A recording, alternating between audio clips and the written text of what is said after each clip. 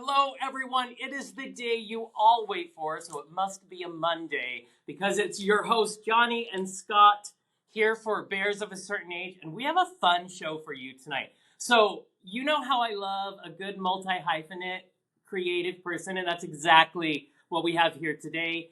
He does not disappoint. Joshua R. Pangborn, you are an award-winning actor, writer, producer, what don't you do? All of the things. You wear so many hats, and you also have a production company called Sidekick Productions, and you are fat positive, sex positive, all of the positives that we have, which is what's excited for me. And so again, we said Sidekick Productions. So without further ado, he has made a very, very sad choice to be with us here today. So, Joshua R. Pangborn, welcome. Well, I do like depressing things, so that's wonderful. I'm so happy to be here. So, we're so excited to have you. I sprained my little scrolling finger going through all of his accomplishments. It hurts. All of them, like you. Do you do multiple projects at one time? I do. I get told by people in my production company that you're doing too much. Stop it. You can only do one thing at a time. And I'm like, no, I can't. I can't do one thing at a time. I must do more. Because I don't know how that works. I don't know how to stop. In Skeleton Crew, our first show that we did, there's a scene that I always quote in season 2 where my character is talking to his husband, and he's like, "If you don't want to be on this crazy train, you can get off." And that's sort of what Sidekick Productions is. It's a crazy train that we're just riding to whatever destination I get us to. So I love that. So I wanted to ask first. I want a little origin story, if you will, because you do so much stuff. Like, it's amazing. I can just watch anybody can binge you for probably a good 3 weeks. There's just so much there. What started it all for you? Where'd the passion come from?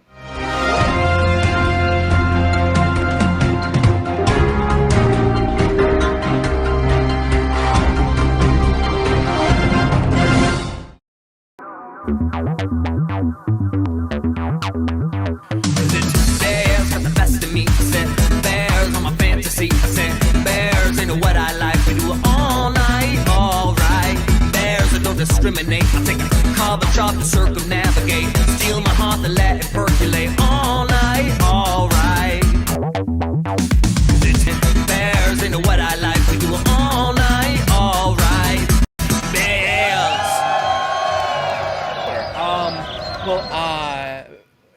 This is back in 1983 when I was born. No, I started. We started as a theater company, really. That's what we were. Because I went to school for theater. My undergrad was I was an English and theater double major and a psychology and history double minor. And so I graduated, and I was like, well, I really would like to be in the theater and do theater.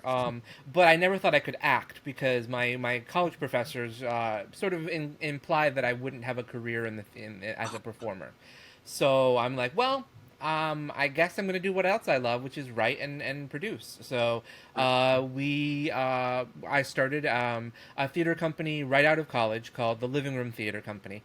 And that was around for a couple of years. And we produced a couple of my shows. And that sort of fizzled sort of when the person I was dating also fizzled. So as these things do. So then we moved on. I moved on, and I got back into it eventually in about 2010. And I thought, well, if I'm going to do a theater company again, I need to do something more than just create a theater company to make my own work. Which, hey, that's good. They always tell you if you're not getting work or you're not seeing the work you want, you make your own. That's what you should do. But I wanted to do something a little bit more. I wanted to have sort of not a theme for the company, but a reason for the company. And so I thought, well, I really love sidekicks and characters who are traditionally considered not the main character, really. So I thought, well, let's call it Sidekick Productions, and we'll focus on characters who typically are not in the mainstream, which are queer and fat characters. And that is where Sidekick Productions was born. So we started as originally we were I went with what I was calling size blind casting, which was because you had colorblind casting where and anybody's ethnicity was not taken into account when casting. So I thought, let's do the same with size casting. And so if I do Romeo and Juliet, and Romeo, the best person who auditions is not a typical looking Romeo, then there we go. But I evolved sort of around the time that I evolved into film and television. I evolved into fat positivity, because I realized it wasn't just so much like size blind or body positivity I wanted to do. I wanted to really focus on characters who looked like me that I didn't see in television and film, and that's where sort of we got to Sidekick Productions becoming a film and television company. So nice. I have to say, it's fun to watch. Even though I will say, in the indie world, we can tend to find us more than we still can't really a lot in the mainstream. Like, we're always that side character you mentioned. But even now, this jaded 40-something-year-old man sitting here, I have to say, it did something for me. Because I binged one of your shows, The Demon Doctor, and I can't tell you what it did for me to see. Like, these are real men. These are men I see out every day. These are men, I flirt with all the time. And there they are. And not just one. It's not just a token part. Do you find it challenging that the mainstream is not following this amazing philosophy in casting? It certainly makes it harder for me to get parts outside of the work that I do. It's because I find it frustrating because I get called in for roles, and then I open my mouth and I don't sound like what they expected me to. Because I get called in for like trucker or delivery man, and Right. those are great parts, and I can do a great character who's a trucker, but it's not the trucker they had in mind. So therefore, Exactly. it's a bit uncomfortable and awkward, and like, well, you're just a way bit gayer than we thought you'd be, and you don't fit the gay roles we have for you, so I don't know what to do with you, so goodbye. No, and that's not true. I mean, I've gotten some really great parts outside of Sidekick Productions, but it is frustrating. I think that Hollywood likes to pat itself on the back when they do something that they consider to be a positive. They're like, "Oh, look at us! We made a movie with a diverse cast, or we have a queer role in this movie." But it's a queer role, or it's a cast with it's one movie that's diverse, or it's one. I don't even know if there's one movie that really has a fat character in it that's like a main character. That I mean, they have them in it, obviously. I mean, you get movies with Melissa McCarthy in it now, and she's a star, but she's really there's nothing about her that's not comical, and there's nothing wrong with being funny. I love being funny, but there's not, like, if you think about Mike and Molly, her TV series. Great. It was a couple. I mean, it was a years long series, really fantastic, and it was about a central couple who was fat, but they never ever had any sort of physical relationship.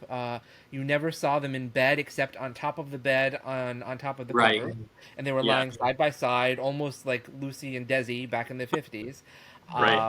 You never saw them sans clothing at all, like even remotely. You saw other characters in the show half dressed. Never saw them. Same thing goes with Mitchell and Cam from Modern Family. Again, the other two couples in the show, super sexual couples. Mitchell and Cam, they were basically eunuchs. And again, there's nothing wrong if they were asexual characters. That's one thing, but these were not sexual characters. These were characters who are gay, who just don't happen to have a sexuality. Well, and I just kept thinking before I realized they weren't going to do anything with it. It would have been awesome to see this skinny guy with this big guy, because that's reality. And I was so Absolutely. excited, but you're right. They made them comic book characters. And they never kissed. The first time they kissed was in the background, where in the foreground was another moment going on, and their kiss was barely visible at all. And again, we don't need full-on queer as folk sex for these characters, which, hey, that would be great too if they had that. But there should just be something more there, and the representation is just not there. And in the movies, it's not there either, and it is very frustrating. It's something that I would like to see change, but until that happens, I guess I'll do it. So. Well, I think the conversation has to change too. Jonny and I each talked to a lot of different people in these topics about positivity in different areas. I had a really unique conversation the other day with Kurt Yeager, who's an actor who's an amputee below the leg. And he says the conversation needs to switch, and it was a great way to think of it. The conversation used to be, or seems to be, what gay person we need this gay role, what gay person we get. The conversation now needs to be, I need a secretary. Doesn't matter if they're handicapped, doesn't matter if they're gay, doesn't matter if they're fat. I just need a secretary. You don't need to cast the gay role anymore. You don't have to make the disability quota, so to speak. You just find the best person for that job, right? I had a meeting with someone trying to fill quotas instead of just getting good actors in there.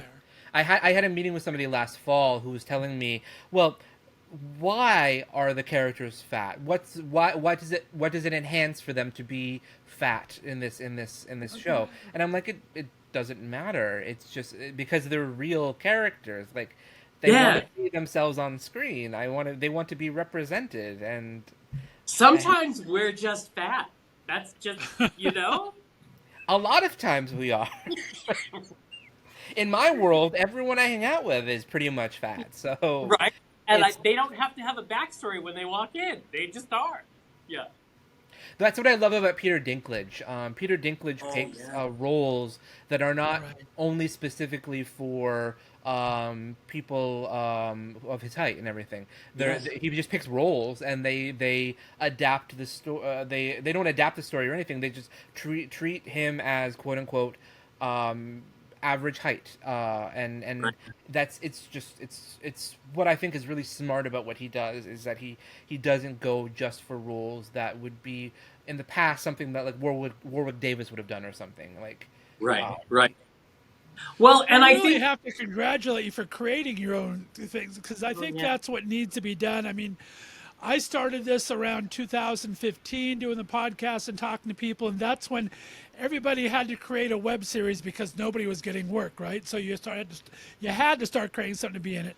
And that was just to get the work, but you're doing it for entire cultures, for entire groups. I think that's so important, not only to tell stories, but to tell people, which just seems you're kind of doing a little bit of both. So I love that. So good on you for all of that. Yeah. Well, and it's fascinating. So you mentioned earlier that you had, there was a minor in psychology. Is that what you said? Yes. Originally, I was going to be a psych major, and I realized after realizing I couldn't necessarily deal with people with psychological issues, that this was not the right field for me. And also, I wasn't passionate about it. So. Well, and yet you created Skeleton Crew, which I feel like you're putting that degree to work. Because it's so good, but everybody's got some issues, For sure. In Skeleton Crew, everyone, I think you can't be a character in that show without issues. So that's pretty much how I create everybody in there. There's nobody bland in it. So. Well, it's had 5 seasons. Is that right? Yeah, we finished the 5th season during the pandemic. It came out slightly after the quarantine phase of the pandemic. And now we have a spin-off in the works for Skeleton Crew, and then eventually we'll have season 6 along the way. It's just got to find the time for it, really. Yeah, well, I don't know how you have the time for much of anything, but it's a great show, so well written, but I can totally see where you get to put that degree to work, and it just comes out of it. I mean, 5 seasons is nothing to sneeze at, either. I mean, you do all these projects, and then here you are. Out of all of your shows, which was the first? The first show was Skeleton Crew. Nice. Nice. Skeleton Crew was our flagship series. I never expected. I was going to be really excited if like 100 people watched it, because when you do theater in New York City, nobody comes because it's theater in New York City and everybody has a show the same night as you. So and all your friends are in shows the same night as you're putting a show on. So Exactly. so I was like, well, like 30 people saw my shows. Let's see, maybe I can get 100 and to watch the show, because they can watch it anytime they want to now. And then the first episode we got like 2,000 views in a month, and I was like, oh my god, this is incredible. So and now we're up to 10,000 subscribers on YouTube, and some of our episodes have over 100, 200, and 200,000 views. So. Wow. What do you find is your typical viewer? Do you kind of get some demographics or from fan mail or from different things like that? Who do you see tuning in? A little bit of everybody, I think. I mean, according to YouTube analytics, our viewers are traditionally male or male identifying, and but then age-wise, they're all over the place. I think that I think there are certainly people who watch it because I went with the Queer as Folk model, which is you put a lot of the sexy stuff in the beginning and you grab them, and then you then they stick around for the story. And there are people who came for the sexy stuff and then they stuck around for the story. And I've gotten a lot of people who've written to me talking about how much it means for them to see themselves on screen, how they discovered that they loved big guys because of that they met their boyfriend because of the show, or it's been really beautiful. There are people who certainly watch it just because of the sexy stuff, and I mean that's going to happen with any show or movie or anywhere. I mean, that's why certain people get cast all the time in Hollywood because of that. Right. That's kind of the reason I asked too, is because you said something earlier. You said I usually hang out with other bigger people like I do, and I think it's very interesting. We talked about being in classes and different things. The reverse is true for us too. I mean, I'm a chubby guy that I'm a dodgeball fiend. I will dodgeball the heck out of someone, and so you kind of find yourself in those sporty cliques and other things. And you got to think we have to sometimes put ourselves out there and other things and not consider ourselves just one way, right? That's why I think I love getting different demographics loving your show, because it's just a fantastic, funny and flirty and sexy show. Yeah. It's also a really one of the things that people have loved about it is and drawn them in is that it's a really great lesson in watching somebody evolve as a filmmaker, because season 1 we have no idea what we're doing. I was like, I just want to make a show. I've never been to film school. I've never done any of that stuff. So we got a camera, we got a audio recorder, and we just made a show. And I didn't just make like a show. I made 12 30-minute episodes, which is insane. When anybody makes a web series, they're like 5 10-minute episodes. I did a full season of television, so yeah, that's how my brain works. And then season 2, we discovered lights, and that was exciting. We learned about lighting, and that was fun. And then season 3 and 4 and 5, we start to bring in more pieces of equipment. We start to realize and experiment with camera angles more. We try crazier and more extreme transitions and editing and all. So it's a really fun primer in watching somebody develop as a filmmaker and have a good time with it. So I love that we discovered lights and that that's how I work. I discover as we go. It really is. Right? One of the things that I love also is your casting. So I have a two-part, because I have to mention that Nakia playing the succubus in Demon Doctor is, first of all, he's brilliant. I've never seen him act. And brilliant. And also, he brings the sexy time with you. Nakia is a delight. Nakia discovered Skeleton Crew, and he said, "I really like this show." I remember because he commented on it, and he's like, on Facebook, he commented and said, "I really like this show, but the music is terrible." And I'm like, "Well, I'm sorry, I don't know what I'm doing." So, because I'm doing Creative Commons music, and I'm like, well, this could go here, and this could go there. And I'm Right. like, I don't know what I'm doing. Come and help me then. And Right. he's like, okay, I will. So he did. He came on, and I said, well, we're moving into Demon Doctor, which is my new show that we're gonna make. I'd love to have you be in it. And he auditioned, and he was great. He pulled out this accent from Brooklyn that I'm like, you're from So Texas good. right now. What are you doing with this Brooklyn thing going on? But he was so great. And then I love working with Nakia. And then of course Nakia made the musical episode of Skeleton Crew with me too, and that Yeah. was a huge endeavor that we did together. So I can't. Yeah, Nakia has drastically altered what we've done, and he's brought so much to it. He's such a good performer. And such that first season, such an amazing, just so much fun. But so are some the people that you cast in this? They're so perfect for what they bring to the show. Are they part of your like theater crew from the theater days? It just seems like there's a connection there. Sure. I mean, it depends on the person. Some of them are, some of them are not. Some of them are people that I found along the way. Season 1 of Skeleton Crew are a lot of people that I knew from either friendships or from my theater's company. The main cast, Veronica and Gina and Aaron were all in plays with me and everything. Then Stuart was also in a play with me, Stuart Keychek, who plays Father Anglicus. He was primarily behind the scenes for season 1 because he's the only one that I knew that had any film experience because he worked with Trauma Studios. So Yeah. he did that, and I brought him on. Said, "Hey, can you help by filming us?" But we also auditioned some folk. We did some auditions. We brought them on. But a lot of the people in season 1, especially, were friends and found family, basically.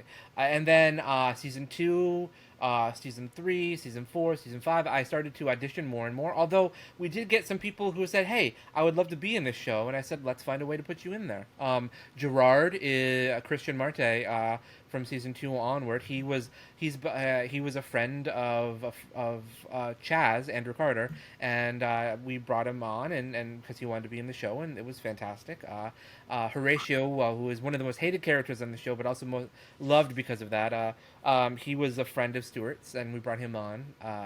And it's just been really great finding the right people for the right roles. And then when I made Demon Doctor, some of the roles I knew I wanted, and I wrote them for them. And then some of the roles I had no idea, and I auditioned. But a lot of the time it was auditioning people who were in Skeleton Crew, because I am very much of a repertory kind of person. I like to work with the same people because I know what I'm getting into, and also I just love working with them because that's me. So. Right.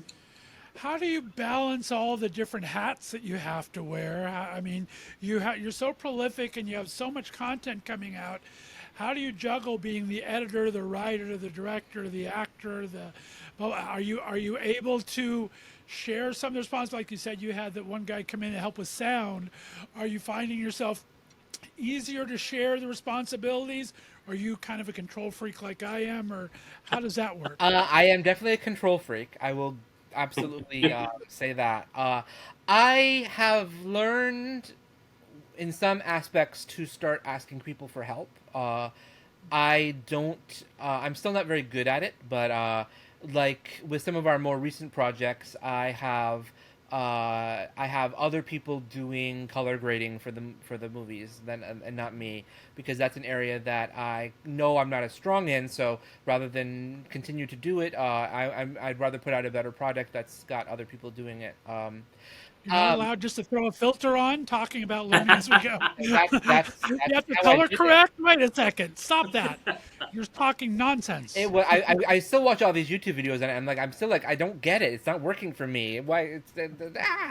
So, I sacrifice a lot, actually. And not to be dramatic or anything. I sacrifice so much for the no. I sacrifice a lot of free time, basically.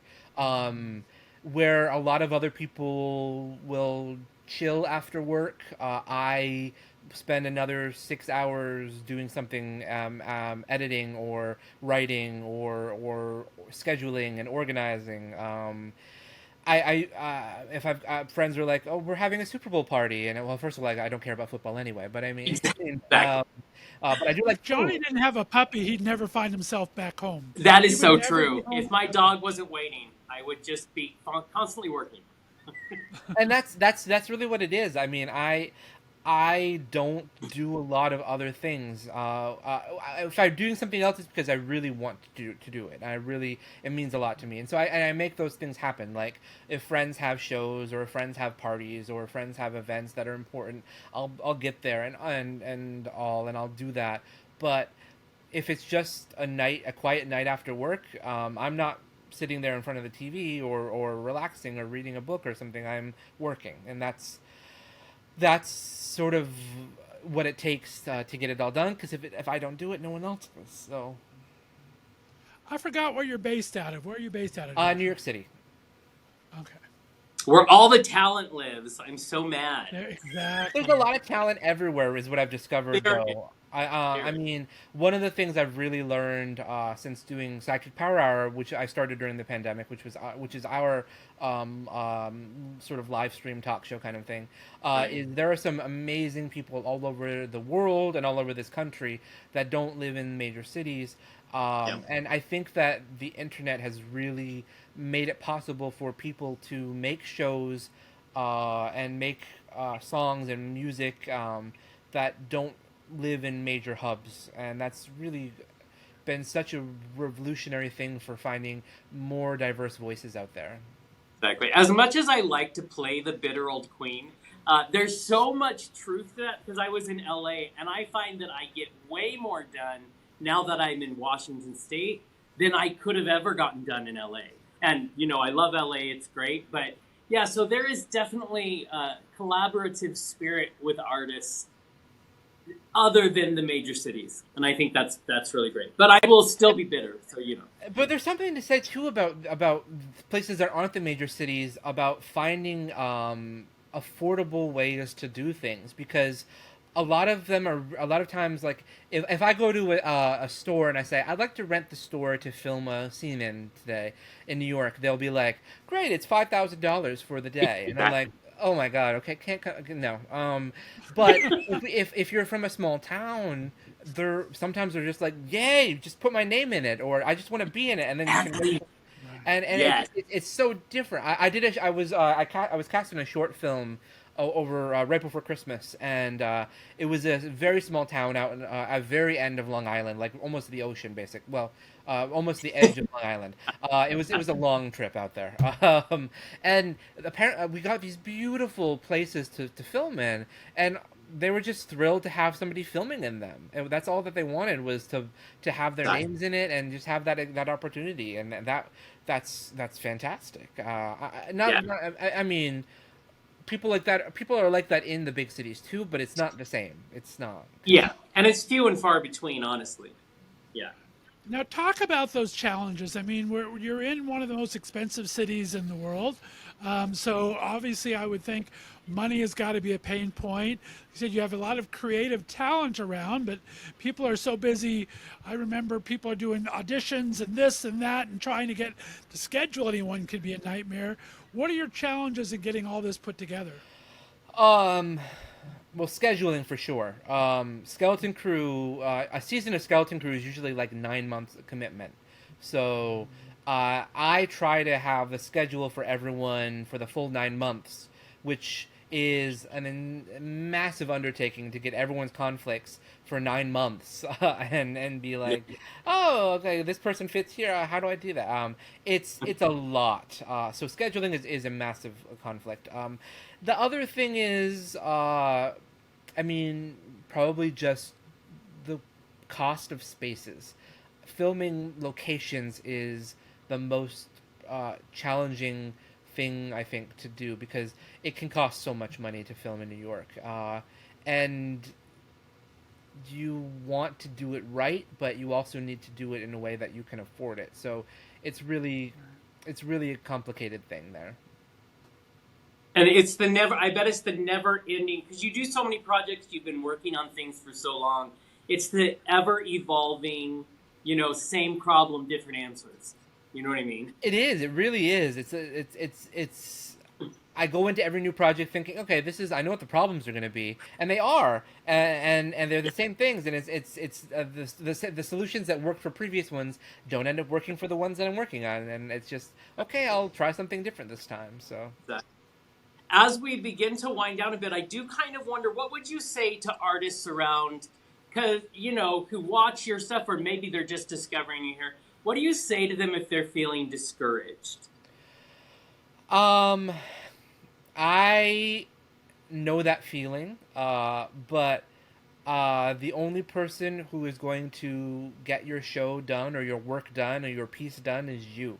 And you can't let anything stop you, because there's no point in not having your voice put out there, because your voice should be heard. And it's easy to say, I can't do this.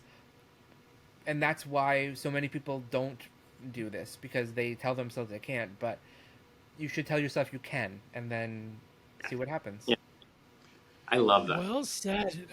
And what can you share with us before we start wrapping things up here about your two new projects? We have Brooklyn Butcher and, of course, Taste of Youth, which I've tasted of shared youth in my day. But talk about what do we have going on here, Josh? So I decided to venture into feature films because that was an area we hadn't gone into yet. So we in 2022 we filmed A Taste of Youth, which is our very, very first feature film. It's a queer, fat positive, sex positive horror film, and it's co-directed by me and Nakia, and co-stars me and Mark Eugene Garcia, who plays Mark, Detective Mark in Demon Doctor.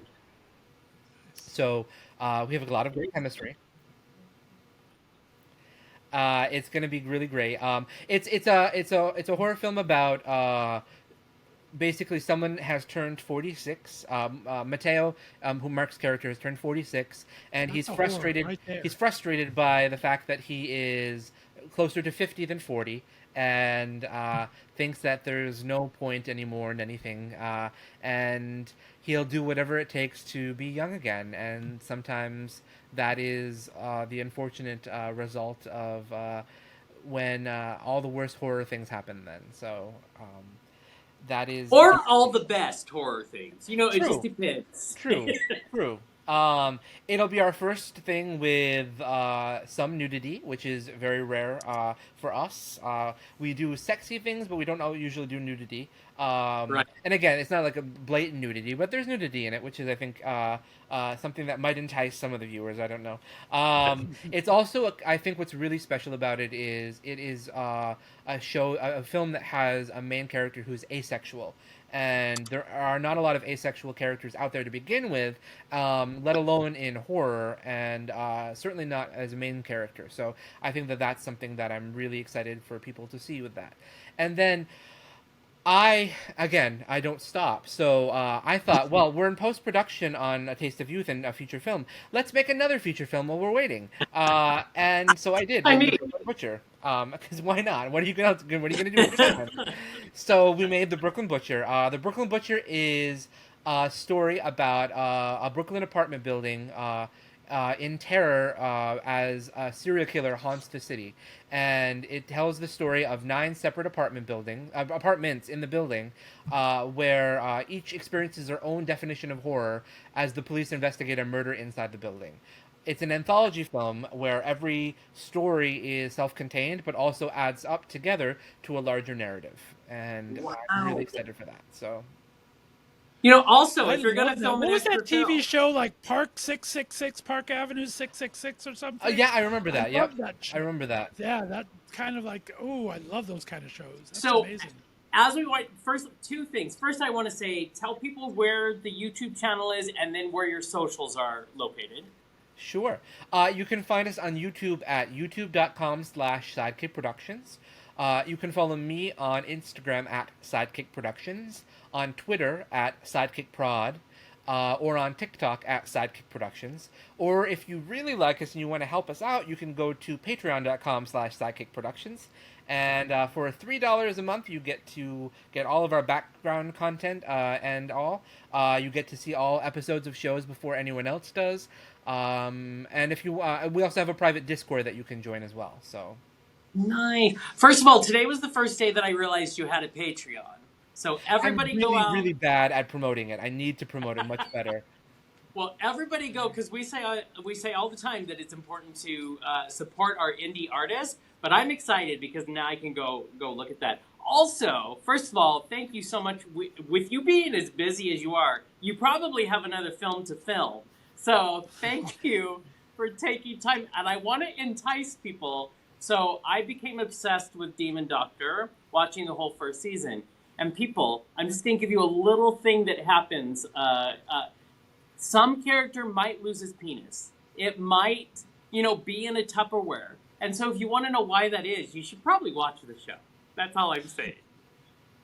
And it's really funny because I was watching Lisa Frankenstein this weekend in the movies. I want to see that that. good? I don't want to spoil anything, but there's a very similar scene that is from Demon Doctor, and I'm like, it's weird that this scene exists in one show, but now it's really weird that it exists in two. So...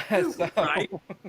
I got a screener for that, and I saw the preview, but I haven't had a chance to watch it yet. I'm dying. So It's a fun little campy film. It's really, really cute. It's really, really cute. So I cannot wait. Well, Joshua R. Pangborn, it's been absolutely a pleasure to have you on Us Bears of a Certain Age with us. You got to share as you keep producing these amazing projects. Come back and let us know what's on there. And one of these days, Jonny and I will make it to New York, and we'd love to be a featured performer. we can make that happen. I'm very, very good at slipping people into the background and and getting them in lines and everything. So come on over and then we'll do it. I'm also good at having cheap. people If I could slip have in. a real New York bagel, I'm yours for the day. We're good. That's so Bagel's good. perfect. There we go. Don't stop creating. I absolutely love it. So we will proselytize all over the world for you because the work you're doing is important and fun. So two good things together. So thank you so much. Thank you so much. I really, really am so grateful that you have had me here. I mean, I tell this all the time to the people on our Discord. I make the things, but it takes people. It takes people to help me get the word out, and I'm so grateful that you have chosen to put me on here and talk about it with you all. So, well, we love it. So everybody, see, he said it. Watch our show too. That's all we're saying. Exactly. There you go. But All right, well, everybody. stay on the line for us, Joshua. Guys, we appreciate you tuning in every Monday in our Season 2 of Bears of a Certain Age. Again, we do have our Ask the Bears and Bear Hugs. That'll be coming probably next week. Be sure to drop us an email. Talk to us on social media, podcastbears@gmail.com. We hope you guys have a great rest of the week. Jonny, I'll see you next week, my friend. I'll be here. Thank you, Joshua. Bye. Bye.